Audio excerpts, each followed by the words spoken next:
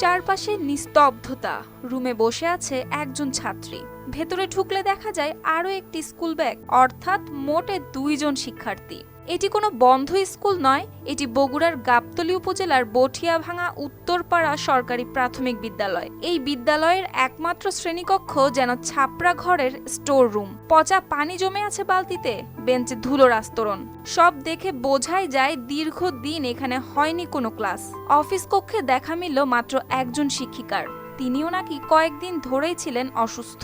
জানা যায় বিদ্যালয়ে মোট 4 জন শিক্ষক থাকলেও কেউ ছুটিতে, কেউ আছেন ট্রেনিংয়ে। এ বিষয়ে গণমাধ্যম কর্মীদের সঙ্গে কোনো কথা বলতেই চাননি তিনি। আর প্রধান শিক্ষক কোথায় জানতে চাইলে বলেন, সকালে এসেছিলেন কিন্তু গেছেন ভূমি অফিসে খাজনা দিতে। এরপর পুরো বিষয়টি প্রধান শিক্ষককে ফোনে জানিয়ে দেন এই শিক্ষিকা। আর খবর পেয়ে দ্রুত মোটরসাইকেলে করে বিদ্যালয়ে ফেরেন প্রধান শিক্ষক। আর বলেন, বিদ্যালয়ের জমির কাগজপত্র নিয়েই